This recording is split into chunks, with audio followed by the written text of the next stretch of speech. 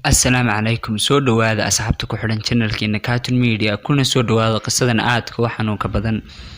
balse intaynan muuqaalka bilaabin fadlan like saar oo nadireensi inaad jeceshahay muuqaalada noocan oo kale ah sidoo kale haddii aad channelka ku cusub tahay subscribe saar si aad ugu soo biirto waxay u maleeyeen gabadhan in ay haysato qish imtixaan laakiin markii ay baareen waxa ay ka heleen wax dhamaantood ka oohiyay mid ka mid ah manaahijta ugu waaweyn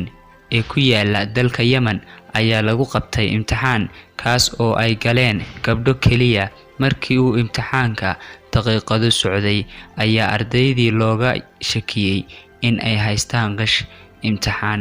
macallimiintii ilaalinaysay imtixaanka ayaa bilaabay in ay baaraan ardayda markii la soo gaaray gabadhan ayaa waxa dhacday arrin cajiiba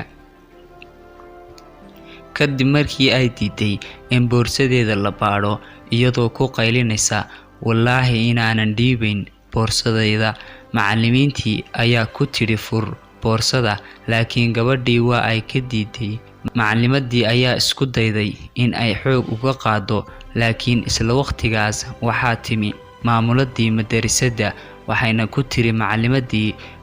maya iska daa maamuladii ayaa weydiisay gabadhii waxa ay ku qarinayso boorsada gabadhii ayaa u soo dhawaatay macallimadii oo gacanta qabsatay waxayna u sheegtay in aysan halkan ku soo bandhigi karin waxa ay ku qarinayso boorsada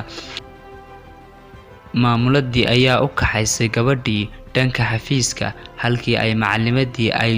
weli la yaaban tahay gabadha iyo boorsada ay ku taqaanay in aysan ka mid ahayn gabdhaha ku sifoobay foodada iyo imtixaan qashida guddigii imtixaanka ayaa bilaabay in ay fiiriyaan habdhaqankii gabadha sanadihii ugu dambeeyay waxa u soo baxday in ay tahay gabadh aad u fiican oo edaabteedu ay tahay mid ay aad u sareyso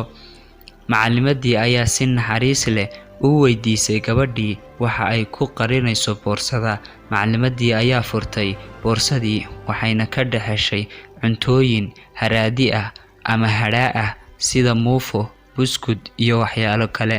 macallimadii ayaa gabadhii weydiisay waa maxay cuntooyinkan haraadiga ah gabadhii ayaa ugu jawaabtay cuntadan waa cuntada ay soo reebaan ardayda aan isku fasalka nahay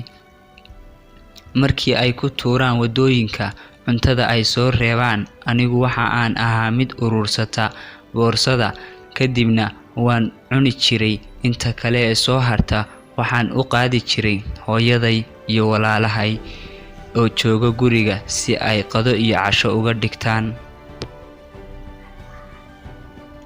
anigu waxaanu nahay qoys faqiir ah alle mooyee cid kale nagama warhayso ma jirto cid aanu tuugsano ilaahay mooyee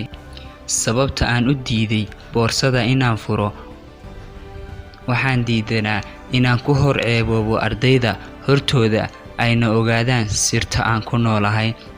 waxaan ka cudur daaranayaa habdhaqankii aan idinkula dhaqmay intii aad boorsadayda baadhayseen dhammaan macallimiintii iyo guddigii imtixaanka waxaa hal mar ka soo daadatay ilmo waxaa laga yaabaa daawade in ay ku jiraan deriskaaga dad la mid ah gabadhan oo kale adna aanad war uga haynin fadlan caawi walaalahaaga muslimiinta ah ee xaaladan ku sugan Allah subxaanahu wa ta'ala waxa ugu baryeynaa in uu gargaaro muslimiinta meel walba ay joogaan